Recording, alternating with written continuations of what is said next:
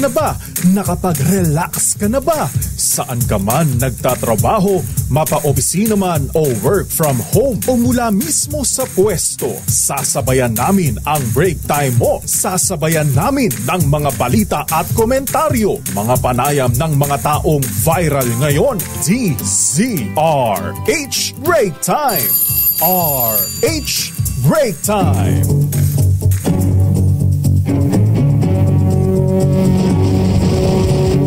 Isang magandang mainit na mainit hapon. Ba? Makulimlim na makulimlim. Mainit pa rin. Oo nga, malit. Para mainit. Humid eh. Yun, tama diba? yun. Maalinsangan. Maalinsangan. That's a good term. Ngayon pong hapong ito mga kaibigan ng Thank God It's Thursday lang. Huwag kang pa-Friday dahil ang Friday ay dapat holiday. Let's thank God every day. Of course. O diba? Every moment. Yes. June 5, 2025 sa ating pong headline sa Break Time. RH Break Time. Low pressure area. Ito na inaabangan mo, Miss Thea. Huwag naman maging bagyo. Inaasahan daw papasok sa Philippine Area of Responsibility o PAR bukas ayon po sa DOST Pag-asa. Hirit na 200 pisong legislated wage hike na pumasa sa Kamara pag-aaralan ni Pangulong BBM ayon sa Malacanang. RH Break Time. 200 pesos na aumento sa sweldo pinapurang isa lang sa Bicameral Conference Committee. Inflation rate bahagyang bumagal. Nitong Mayo naitala sa 1.3% ayon yan sa PSA. RH Break Time. Abot kayang presyo ng school supplies. Pinatitiyak daw po ni Pangulong BBM sa DTI. Samantala, dating Congressman Arnie Teves na nahimik sa arraignment ng kanyang kaso, korte nagpasok ng not guilty plea. RH Break Time. Kabahayan sa Pasig City nasunog. 5 magkakamag-anak nakitang patay sa naabo nilang bahay. Pinoy-made AI na fake news hunter itinutulak na gamitin sa Meta at iba pang social media platform ng DICT. RH Break Time. MRT Treat LRT2 may libreng sakay sa publiko sa darating na June 12 Independence Day. Mamamayan ng 12 bansa binawalan ni Pangulong Trump na makapasok Ganon? sa Amerika. Amerika? Wow. Ni Apay ngay, madi naman Di naman siguro kasamang Pilipinas. I don't think so kasi we're very close friends with them. We're friends. Yes, we're friendly. Ano po mga lingkod mga kaibigan, sina Ray Sibayan. Ako naman po, Thea Petro Corpus. Sa ngalan pa rin po nila kay Mayor Deo Macalma para pa rin po sa DZRH, una sa Pilipinas. Una sa Pilipino. RH Break Time. Sa ating pong mga balita, inaasang papasok po sa Philippine Area of Responsibility o PAR ang naispatang low pressure area na nandyan po sa silangang bahagi ng Philippine Sea. Papasok po yan bukas sa PAR, June 6. Ayon po sa DOST Pag-asa, ang buntot o trough ng LPA ang magdadala daw po ng kalat-kalat na pagulan sa mga bahagi ng Eastern Visayas at maging sa Caraga Region. Bagamat mababa naman ang tsansang ito'y maging bagyo sa loob ng 24 oras, posible daw po itong maging tropical cyclone sa weekend, o sa unang bahagi ng susunod na linggo. Ano ba yan? Pag nagkataon pala, ito yung unang-unang bagyo sa atin ngayon, Oo. Wow. Diyan magkakaalaman kung nagiging sunod-sunod ba ang malalakas na bagyo o hindi. Kasi wag naman sana, yun, parang kumbaga sa buena mano, di ba? Wag naman sana, Wag naman tayo ilubog sa baha. Okay naman yung pag-ulan, wag lang bagyo. Wag lang baha. Wag lang baha, yan. At wag din landslide, Yun! Kapag naging bagyo daw po itong LPA, ito nga po magiging unang bagyong papasok sa Pilipinas ngayong 2025 at tatawagin sa pangalang Auring. Auring. Talaga. Suki yan si Auring. suki si Auring. So bakit tinatanggal lang naman kapag masyadong... Pag masyadong matindi na yung epekto, may mga devastating. May mga namatay na, correct. Malawak yung pinsala. Yan. Ayan. Sa iba pang balita, panalo ng mga manggagawang Pilipino ang pinagtibay ng Kamara na 200 pisong legislated daily minimum wage hike sa ilalim ng House Bill 11376 kung saan 172 ang bumoto ng yes at isa naman ang abstain at walang tutol. Mabebenepisyuhan ng House Bill 11376 ang tinatayang 5 milyong minimum wage earners. Ayon kay Cavite 1st District Representative Ramon Jojo Revilla III, isa sa may akda ng bill. Layunin nito na madagdagan ng 200 piso ang arawang sahod ng mga minimum wage earners sa pribadong sektor sa buong bansa. Ayon kay Revilla, matagal nang nilalabi sa Kongreso ang panukalang ito at nararapat lang na mabigyan ng sahod ang private sector workers na makatutugon sa kanilang mga gastusin. Umaapela naman sa Senado ang liderato ng Kamara na aksyonan ng bill kapag sumalang sa BICAM para agad na maisabatas ni Pangulong Ferdinand Marcos Jr. RH Break Time. Pag-aaralan muna ni Pangulong Ferdinand Marcos Jr. ang maging epekto naman sa ekonomiya ng panukalang 200 pesos legislated across the board wage hike. Kasunod po ito ng pagpatibay ng Kamara sa House Bill number 11376 o ang Wage Hike for Minimum Wage Workers Act. Ayon po kay Communications Undersecretary Claire Castro, nais daw pong tiyakin ng Pangulo na mapapakinabangan talaga ito ng mga manggagawa habang isinasaalang-alang din ang opinyon ng mga Regional Wage Board at iba't ibang sektor na maapektuhan ng panukala. Tiniyak po ng palasyo na kinikilala ni Pangulong BBM ang pangailangan para sa makatarungang sweldo. Ngunit kailangang dumaan ito sa masusing pagsusuri bago makapagdesisyon.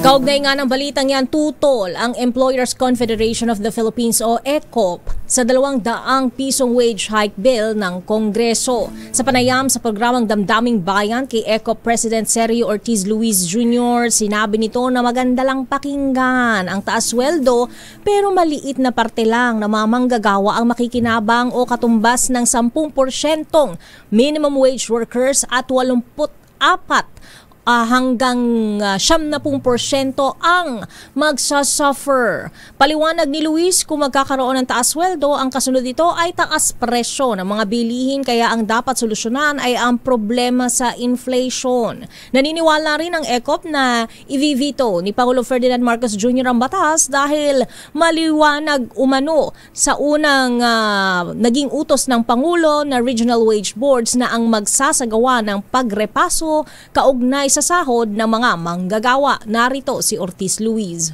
Unang-una, maganda pakinggan yung tataasin yung sweldo. Pero alam ba nyo, ang apektado dyan ay small minority lang ng mga manggagawa na 52 billion ang nasa labor market. Ang minimum wage earner doon nasa 10%. Only 10 to 16% will benefit. Pero yung 84 to 90% will suffer. So mangyayari yan, nilagay lang nila sa alanganin si Presidente. Maliwanag na message. Wage board na nagawa yan. Ako, tingin ko, ibibito ni Presidente yan pagdating sa kanya. Yan po si Sergio Ortiz Luis Jr., ang presidente ng Employers Confederation of the Philippines. RH Break Time. Samantala naman, nagpahayag po ng pangambang ilang senador matapos mapagtibay sa Kamara ang panukalang 200 pesos na aumento sa sweldo ng mga minimum wage earner.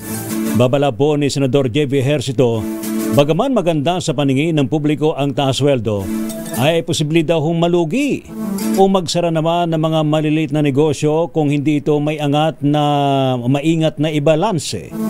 Positibo naman tinanggap ni Senate Majority Leader Mig Zubiri hakbang ng Kamara pero iginit niya ay kailangan agad itong talakayin sa Bicameral Conference Committee bago matapos ang sesyon ng Kongreso. Para naman kay Senador Joel Villanueva, delikado daw po kung basta na lamang tatanggapin ng Senado ang bersyon ng Kamara na mas mataas na aumento, 200 pesos. Anya posibleng humantong ito sa pagveto ni Pangulong BBM, lalo't mas mababa ang 100 pesos wage hike na isinusulong naman dyan sa Senado. Samantala, bahagyang bumagal ang inflation rate ng bansa para sa buwan ng Mayo. Ayon sa Philippine Statistics Authority, naitala sa 1.3% ang inflation ng bansa, mas mababa kumpara sa 1.4% noong buwan ng Abril. Ito na rin anya ang pinakamababang inflation rate ng bansa mula noong Nobyembre 2019. Sabi ng PSA, kabilang sa mga dahilan nito ay ang mas mabagal na pagtaas sa presyo ng kuryente, tubig, restaurants at accommodation services, gayon din sa mga produktong petrolyo. RH Break Time. Pinatitiyak naman ni Pangulong Ferdinand Marcos Jr. sa Department of Trade and Industry o DTI na manatiling abot kaya ang presyo po ng mga school supply. Ngayon pong papalapit na ang pasukan. Dahil po dito ay naglabas po ng komprehensibong guide ang DTI para malaman ng mga consumer ang presyo ng ilang kagamitan pang eskwela. Hinigayad naman ni Palace Press Officer Attorney Claire Castro ang publiko na silipin ang listahan ng DTI. Kinakabahan ako, kaya ko magkakasilipan eh. Baka magkakuliti ka. Upang makita ang pinakamurang school supplies sa bawat kategorya. Sa listahan po ng DTI, 29 na school items ang bumaba ang presyo. Abay, dapat yan talaga ang sinisilip, ha? 29 school items kumpara noong nakalipas na taon. Samantala, ipinahayag ng Malacanang ang kasiyahan sa nagpapatuloy na negosasyon sa pagitan ng Pilipinas at Estados Unidos kaugnay ng mga usaping may kinalaman sa taripa. Ayon kay Communications Undersecretary Claire Castro, maayos ang takbo ng pag-uusap ng delegasyon ng Pilipinas na pinangungunahan ni Special Assistant to the President for Investment and Economic Affairs Secretary Frederick Go at ng U.S. Trade Representative. Bagamat may confidentiality agreement, tiniyak ni Castro na positibo ang direksyon ng negosasyon, lalo't layunin nitong makakuha ng tariff relief para sa mga Pilipinong exporter. Matatanda ang pansamantalang ipinatigil ng US ang 17% reciprocal tariff pero pansamantalang ipinalit ang 10% blanket tariff sa loob ng 90 araw. RH Break Time. Umapila naman ang mga membro ng UP College of Law Faculty sa Senado na simulan na ang impeachment trial ni Vice President Sara Duterte. Sa isang open letter, inagpo ng grupo ang pangamba na may deklarang de facto dismissed ang paglilitis ng Senado sa pangalawang Pangulo. Ayon po sa UP Law Faculty, malalabag daw po ang prinsipyo ng checks and balance sa oras naman na mangyari ang premature na dismissal na impeachment. Binigyan din pa ng samahan na karapatan daw po ng taong bayan na marinig po ang mga ebidensya, marinig ang panig ni VP Sara at malaman ang hatol ng Senado. Samantala, dapat pa rin ituloy ang impeachment trial laban kay Vice President Sara Duterte kahit na mas marami ng senador ang kabilang sa Duterte Bloc. Ayon kay Senate Minority Leader Senator Coco Pimentel, isang paraan ang impeachment trial para makabuo ng desisyon ng mga hukom kung i-acquit ba ang Vice Presidente o patatalsikin na sa pwesto. Narito ang bahagi ng pahayag ni Pimentel. Hindi naman sinabi doon, trial by the Senate shall forthwith proceed and a guilty verdict must follow. Wala doon eh. Hindi kailangan guilty. Pwedeng not guilty. Napo. So, ang pag-decide ng guilty at pag-decide ng not guilty ay hindi unconstitutional. Pero what is unconstitutional is kung hindi ka mag-trial. Tinutukoy ni Pimentel ang nakasaad sa Article 11 ng 1987 Constitution na sinasabing dapat simulan agad ang paglilitis. Naniniwala rin si Pimentel na walang magiging problema kung tatawid sa 20th Congress ang impeachment dahil kung titignan niya sa court system ng Pilipinas, nagpapatuloy pa rin ang mga kaso kahit na magpalit na ng judge. RH Break Time. Standby pa rin po sa iba pang mga malalaking mga balita sa programang Break Time. Aba, maswerte si Manong Johnny, ha? Apay ngay. Abay pinagtibay kanuti Sandigan Bayan. Yay desisyon nga maakwit, mapawalang sala si dating Senate President Juan Ponce Enrile dun sa kanyang kasong plunder. Ilang taon bago siya na-acquit? Oo nga, no? Matagal-tagal din to, ha? Bago na-desisyonan ang kanyang kaso. Samantala naman si dating Congressman Arnie Teves, abay hindi kumibo nang siya'y basahan ng demanda, ha? Doon sa arraignment ng kanyang kaso. At ang nagpasok ng not guilty plea, nagmatik na lang. Oo, ay ang korte. Yun. By default, syempre mag-not guilty matik ka. Yun, matik. Samantala, ito naman ang masaklap nangyaring trahedya sa isang residential area sa Pasig, ha? Mayroong isang pamilya, ha? Na? 5 membro ng pamilya ang namatay. Naku po. Sa sunog, ha? Ingat po tayo, ha? Sa apoy, abay delikado pa rin kahit na tag-ulan na, abay delikado pa rin po, ha? Siyempre from init, yung mga appliance. Ayo, lalo yung mga naka-charge sa mga cellphone. Huwag mo nating hayaan naka-charge ang cellphone kapag tayo matutulog yung na. mga electric fan, O yan, tuloy-tuloy yung mga lang sa electric fan, pag-andar, tuloy-tuloy sa wala naman pag-ikot, nagamit. Check nyo rin, baka nagkakaroon ng short circuit dyan, ha? Kaya ipapacheck pala kadalasan ng sa mga electrician. Oo. Mga certified electrician yung mga Correct. outlets. Saka yung mga bahay, actually boxes. may mga pagkakataon dyan na alam to ng mga electrical engineer. Ayan. Nire-rewire yung eventually mga kasi kable sa lumulutong na bahay, kasi sa mga gusali. Correct. May rewiring dyan kasi malutong na yung mga kable, madali ng dilaan ng apoy. O tsaka lalo na pag nangat-ngat na ng mga peste. Yun. Lalo na yung mga bubwit. The bobbies. Mga bubwit ngayon. Mga alaga nila kay. Samantala, meron na raw artificial intelligence na gawang Pinoy, ha? Wow! Pero itong AI na to ay mabuti ang misyon, ha? Kaya daw niyang huntingin ang mga fake news. Dapat naman. At yung mga online scam. Yan ang gusto ko.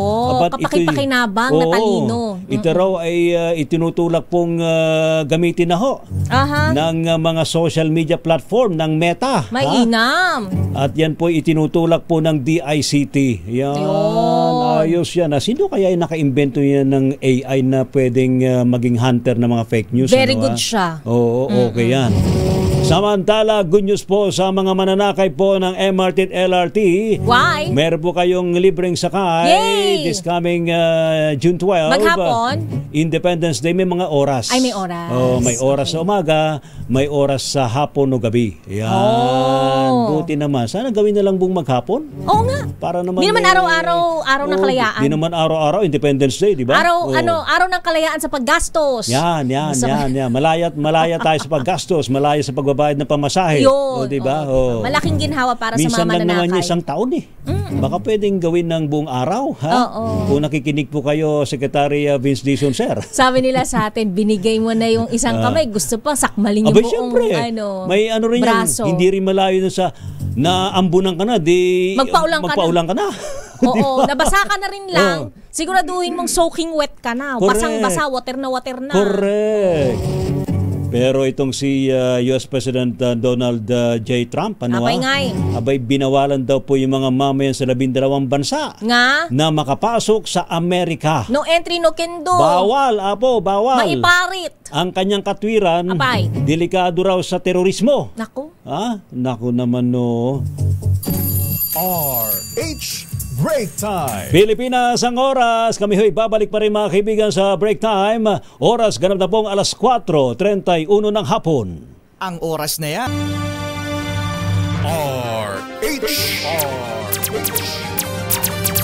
RH Break Time.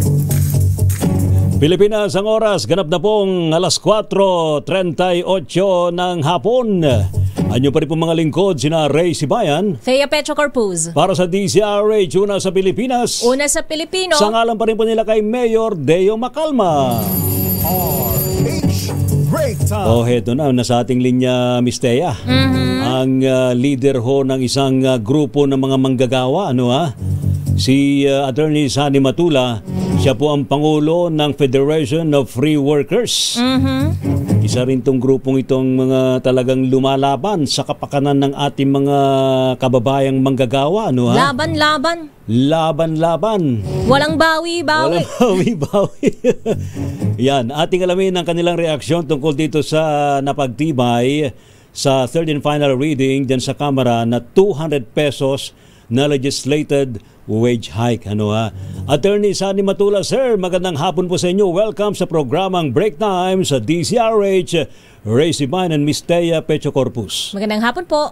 Ay, magandang hapon po, Tia at Rain. Yes, sir. Magandang hapon din sa milyon ninyong tagasunod sa DCRH. Salamat po. And of course, unang-unang tanong ho namin sa inyo, Attorney Sani Matula, sir. Ano ang inyong biglang reaksyon dito po sa naging pag-aaproba ng Kamara sa plenaryo nitong 200 pesos legislated wage hike? Kami po'y natutuwa na natanggap namin yung balita na ipinasa na sa third and final reading yung taas sahod na 200 piso buong Pilipinas. Ito po ay makasaysayan sapagkat 4 na dekada na nakaraan. Ngayon tayo makatikim ng pambansang taas sahod, hindi regional o provincial. Kaya lang, attorney, ano pa lang yan, half-baked pa lang yan. Kasi dadaan pa yan sa Senado at meron pang bycam. Bycam pa. Di ba? Yung Senado ay pumasa na noong last year, yung 100 pesos. Opo. Kaya kinakailangan na lang ng bicameral proceedings para ma-harmonize yung 100 pesos na proposal ng Senado at yung 200 pesos na proposal ng House of Representatives. At naway hindi ito mautlot, Yun nga po dapat po hindi na po tayo patumpik-tumpik na ibigay ito sa mga manggagawa kasi kinakailangan, kasi kulang na kulang talaga, Kuya Ray. Yes, sir. Opo. Tita Miss Thea. Yung ating sahod ng mga manggagawa, hindi sila makakain ng 3 beses isang araw. Yung kanilang ATM nakasangla o paon sila sa utang sa maraming pagkakataon. Pero Attorney Sani Matula, kasi marami ang tumututol, kumbaga, kasi nga sabi nila marami sumusupalpal. Kasi sabi nila baka mahirapan yung mga employers. Tayo sa final ng reading kahapon. Kaso baka mahirapan daw yung mga employers, tapos instead na taasan daw yung sweldo, taasan natin yung capacity to buy ng ating sweldo. Ano ba masasabi niyo dyan? Okay naman yan. Okay naman yung capacity to buy. At isang paraan na mapataas yung capacity to buy talaga ay yung itaas ang sahod ng mga manggagawa. Kasi po, Kuya Ray at Ma'am Thea, ang sahod ng ating mga manggagawa ay mas mababa doon sa purchasing power ng 1989 wage natin. So, ang Metro Manila lang ata ang mataas ng 3%, pero the rest ay 28% to 52% ang bawas ng capacity kasi ikumpara natin doon sa 1989. At saka, Sir Ray at Ma'am Tia, yung kasahod ng 1989 na pambansa, yun lang yung last na pambansang sahod na 25 pesos, idinagdag sa 64 pesos, naging 89 pesos. Ang yun po ay about 40%, 39-point-something% round off na natin sa 40%. So wala namang sarahan, wala namang tanggalan, wala namang passive retrenchment ng mga manggagawa ng ibinigay ng Kongreso. Yung sahod na yun, marami pang ang co-attempt during that time sa panahon ni Cory, ay lumago ang ekonomiya dahil naging stimulus fund yan at may pera ang mga magagawa sa kanilang mga bulsa. Itong kasalukuyang 200 pesos na wage increase, ito po'y mga 31% lang. So kung 40% noon, ito 31%, kayang-kaya itong 31%. Na mas mabigat kasi yung 40% nung 89. Kaya palagay namin ay kayang-kayang ibigay ng mga employer. At siyempre, ay alam naman natin na adapt yung CREATE Law at maraming insentibo na binigay sa mga employers. Yung sa CREATE Law ay natatandaan ko pa, 35% yung corporate tax natin. ibinaba to 25% at yung mga maliliit na negosyo nga ay 20% pa.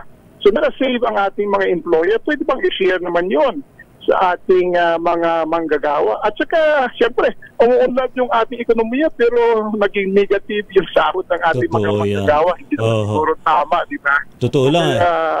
Attorney, sa totoo... Opo. Sa totoo nga lang, attorney, hindi nga matatawag na sahod yung sweldo eh.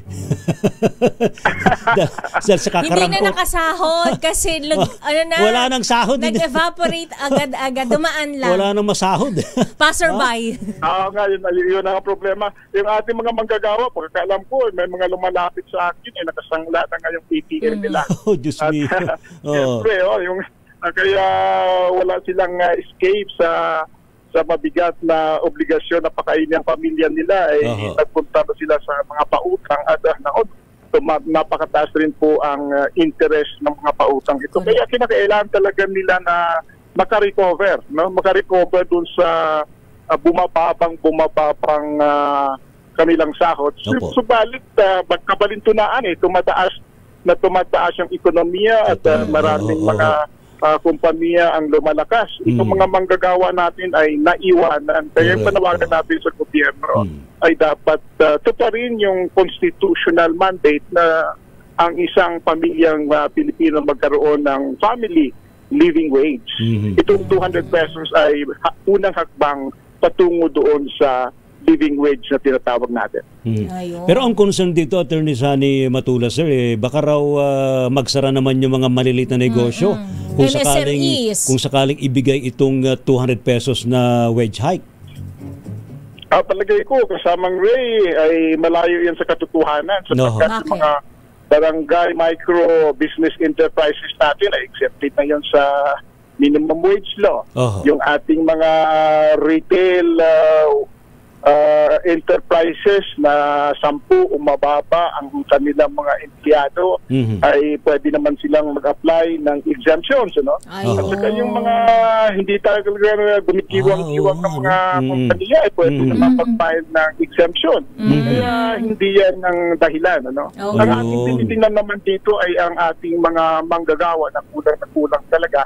At hindi naman nila dinadala sa Singapore para manood ng Taylor Swift o pupunta sa Bali, Indonesia para ginagamit yun. Pinangkakain talaga, ginagamit pangkain. Attorney Sani Matula, ano po ang plea ninyo sa Pangulo para hindi niya i-veto kung sakali po pumasa na sa BICAM? Pag-aaralan daw ni Pangulong BBM. Pag-aaralan pa daw ng Regional Tripartite Wages and Productivity Board. Parang insulto yan sa Kongreso. Hindi naman pwedeng yung creation ng Kongreso ay i-review yung Congressional Act, di ba? So, itong mga appointed at TWPB natin dapat magbaw sa mandato na ibinigay na ng batas. Kaya ang aming tingin dyan ay parang ginagamit lang yung TWPB para takpan yung obligasyon ng gobyerno na tulungan ang mga manggagawa. Kaya huwag na po natin gamitin yung mga Regional Tripartite Board para magkaroon ng comprehensive review. Kasi nagdesisyon na po ang Senado at ang House of Representatives na taasan ang sahod ng mga manggagawa natin. Attorney Sani Matula, sir, maraming salamat po sa inyo binigay sa amin na mga paliwanag tungkol nga po rito sa aumento sa sweldo ng ating mga manggagawa, sir. Salamat, Ray. Salamat, Tia. Mabuhay po kayo at mabuhay ang inyong mga tagasunod. Mabuhay din po kayo, sir. Ayan, salamat po. Si Attorney Sani Matula, ang Pangulo ho ng Federation of Free Workers. Ayan. Salamat po. RH Break Time. May natutunan daw si Idol T-Bone sa atin. Anong sabi ni T-Bone? Apo T-Bone, kumusta ka na po? Ayan. Ito na, sa ating mga report muna, Miss Thea. Sana matupad ang mga kahilingan na yan, di ba? Yes, i-claim na natin. Pangulong BBM, binalaan. Ito na nga. Kakatanong ko pa lang binalaan sa posibleng pag-veto sa wage bill. Idetali mo ang balitang yan, RH12. Milky Riganan, Manang Milky. Kaya at Ray, hindi ka makatwiran sa mga manggagawa kung mauuwi lamang daw sa pag-veto ni Pangulong Bongbong Marcos ang napagtibay na 200 pesos na legislated wage hike sa mga manggagawa sa pribadong sektor sa buong bansa. Reaksyon to ni House Deputy Minority Leader Franz Castro matapos sabihin ng Malacanang na pag-aaralan pa ng Pangulo ang napagtibay ng wage bill. Bagamat welcome development ang 200 pesos na legislated wage hike, sinabi ni Castro, hindi pa rin ito natutugunan ang matagal ng panawagan ng mga manggagawa para sa isang makataong sahod at sapat para mabuhay ng disente. Sa pagtaya ng Makabayan Block, ang kailangan ng mga manggagawa ay 1,200 pesos na daily living wage. Pero may tatawid na anya ang 200 pesos na wage hike kaysa barya-barya mula sa Tripartite Regional and Wage Boards. Ang kay Castro, mahiya naman daw ang malalaking negosyante dahil nakinabang na sila sa bilyong-bilyong pisong tax cuts mula naman sa Create Law. Malakian niya ang kinita ng mga negosyante pero hindi man lang daw masuportahan ang kakarampot na wage adjustments ng ating mga manggagawa. Ako si Milk Reguna nagulat para sa DZRH, una sa Pilipinas, una sa Pilipino. Thank you. Maraming salamat, Mari Milks. Ha? May dapat naman talaga isulong na yun. Panahon pa ni Ka Beltran ng KMU dati. Pinawawagwagan na ang mataas na sweldo. Ha? Dati ang panukala nila 125 pesos. Tapos umakyat ng 175 pesos. Ha? Ang wage hike dapat. Tama-tama naman itong 200. Ngayon, kung di naman siguro magkasundo yung dalawang kapulungan, abay mag-meet sila. Pwede sa 150. Halfway, yes. Halfway na lang, ha? Ayan, Mr. President, sir. Apo, baka mabalinan. Samantala yung sahod daw, hindi na sahod eh. Dungaw na lang. Samantala naman, Department of Migrant Workers, binigyan daw po ng Heroes Welcome ang isang kapitan ng barko na sumagip sa 9 na Pinoy seafarers mula sa lumubog na barko sa India. Ating alamin sa report ni RH27 Noche Gagas Noche. Lakay Ray at Miss Thea, binigyan ng Heroes Welcome ang pagdating sa Ninoy Aquino International Airport ang Pinoy seaman si Captain Roy Bell Tabubo. Sinalubong siya ng mga opisyal ng Department of Migrant Workers at binigyan ng bulaklak at palakpak.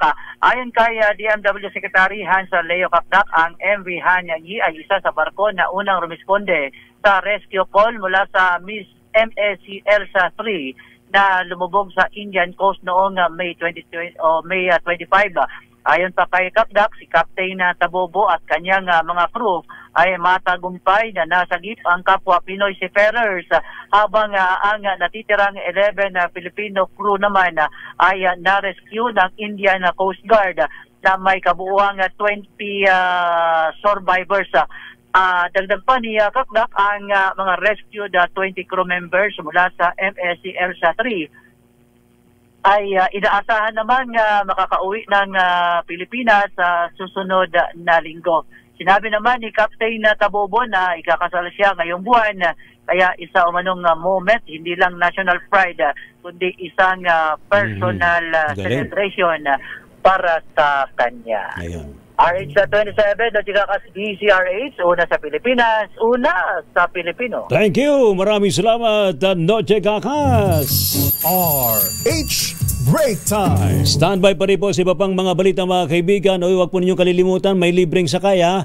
MRT3, LRT2, dyan po sa mga tren nila sa June 12. Ayan ha. Sakay na. Kaugnay ng Independence Day. At yung Pinoy made na AI, ha? Abay, mapapakinabangan pala natin laban sa fake news, ha? Kaya raw huntingin ang fake news, ha? Very good. Ayan. Samantala naman, meron daw pong direktiba si US President Donald Trump. Bawal pumasok sa Amerika ang mga mamayan ng 12 bansa. Bawal. Hindi. Bawal lang. Pero sana di naman kasama ang Pilipinas dyan. Ayan. Friendly. We're friends. Yeah. Ayan. Salamat, Uncle Sam. Pilipinas ang oras, 7 minutes bago sumapit ng alas 5 ng hapon. RH Break Time. Sa di pa rin po mga balita, mga kaibigan, pinagtibay po ng Sandigan Bayan Ang hatol na maakwit, tumapawalang sala si dating Senate President Juan Ponce Enrile sa kasong plunder kaugnay ng pork barrel scam. Bukod kay Enrile, ginawad din ng Special 3rd Division ang kaparehong desisyon para sa kanyang dating Chief of Staff na si Attorney Gigi Reyes at kay Janet Lim Napoles. Ang ruling ay sinulat ni Associate Justice Ronald Romero na kinatigan ni Associate Justices Bernelito Fernandez at Michael Frederick Musngi. Samantala, mayroon ng gawang Pinoy na Artificial Intelligence o AI na layuning huntingin at sugpuin ang fake news at online scams sa social media. Ito ang inihayag ni DICT Secretary Henry Aguda sa nagpapatuloy na pagdinig ng House Tri-Committee sa issue ng disinformation at cybercrime. Ayon kay Aguda, mga kabataang Filipino ang bumuo ng naturang AI. Patunay sa husay ng mga Pinoy sa larangan ng teknolohiya. Plano ng DICT na i-endorso ang Filipino AI sa mga platform tulad ng Meta o Facebook bilang kasangkapan sa pag-detect at pagsugpo ng maling impormasyon online. Aminado si Aguda na mahirap labanan ang fake news kaya kailangan ang pakikipagtulungan sa iba't ibang social media platforms kasama ang papel ng mga netizen na maging responsable. Narito ang bahagi ng pahayag ni Aguda. Sa DICT naman po, ano yung ginagawa namin? Meron na po kaming ginagawa na AI-powered system para makadetect ng fake news at online scams. Isa po dun sa mga hackathon namin, may gawang Pilipino. Matatalino po yung mga bata. Gumawa sila ng sistema na pwede naming i-endorse ngayon sa Meta at sa mga other platforms na gamitin nila para mag-detect ng fake news. Gawang Pilipino po yan. Sana tanggapin ng Meta. Ayun, be proud, ha? Yan ang tinatawag na Pinoy Pride. Oo, Pinoy Pride.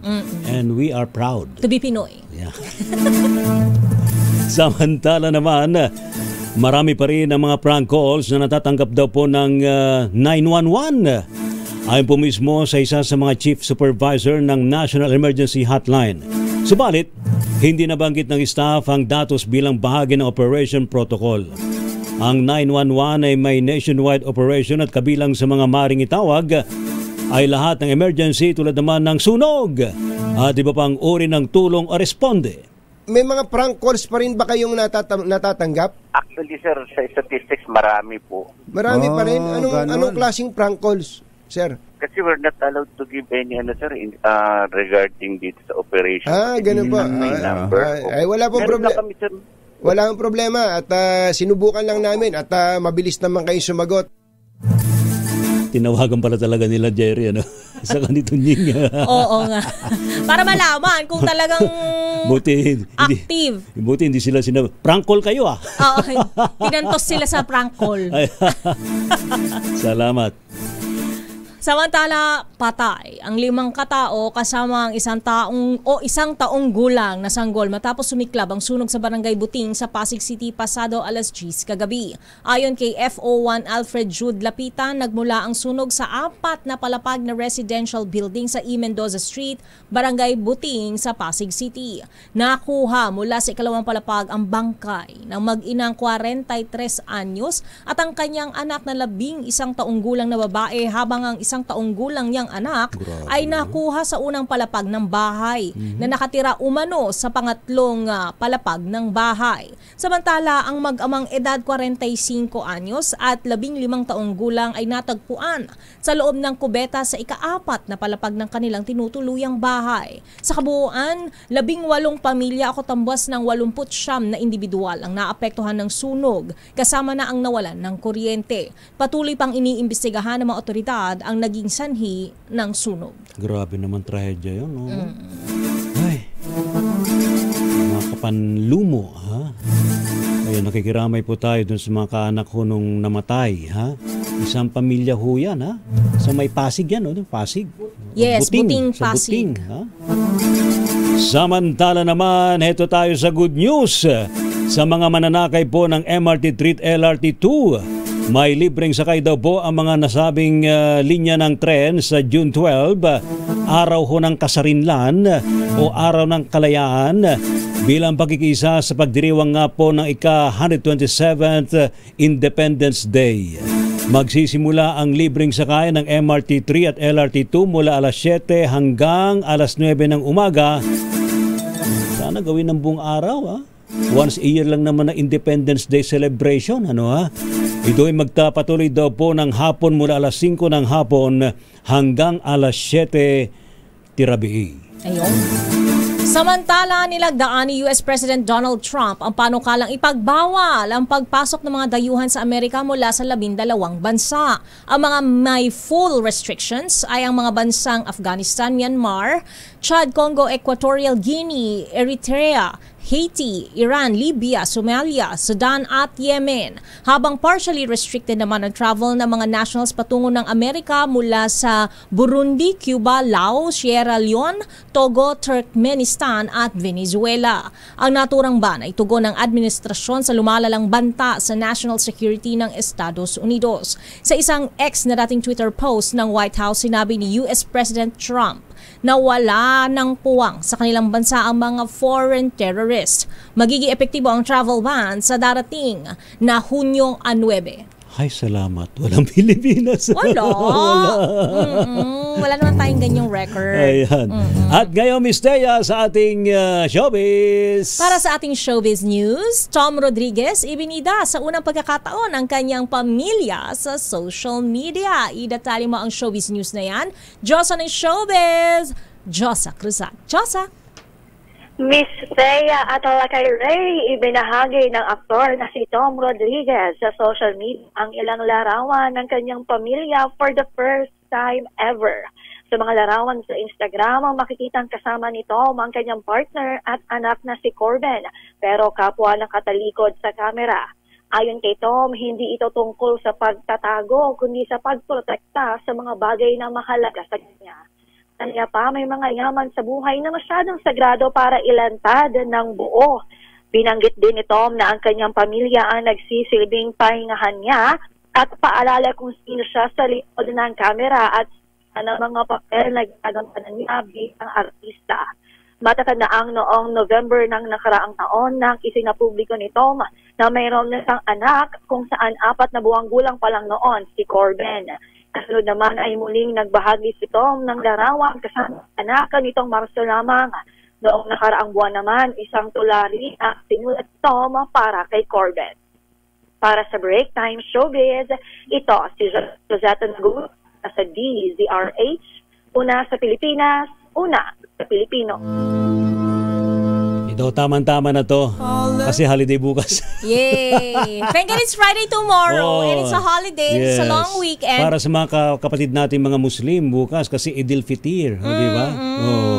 Kaya declared na holiday. Yes, pero uulanin naman daw. Ay, oo. Ingat po tayo. Lalo na yung mga nandyan sa area ng Mindanao, sa Visayas, yung area dito sa may, kasi galing ng habagat yung mga pag-ulan na yan.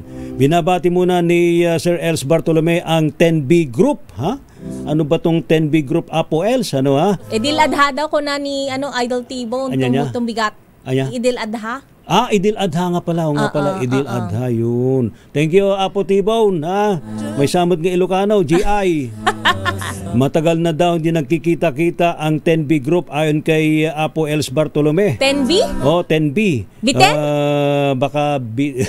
Biten? Bakit kay Biten? Biten.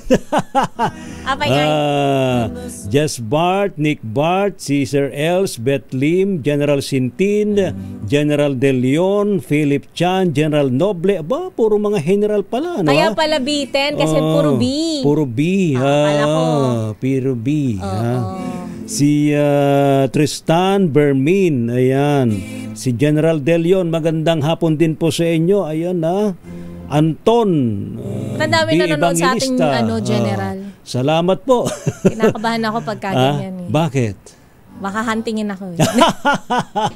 Hindi, mga friends. Ayaw mo yun, napapaligiran ka ng mga general. Di ba? Feeling secured. Di ba? Di ba? Salamat to sa matumutok po sa balitaan sa Break Time. Baka tumbigat at ito'y ni Apo Lakay Mayor Deo Macalma, Nangolekta ata ng bubuit.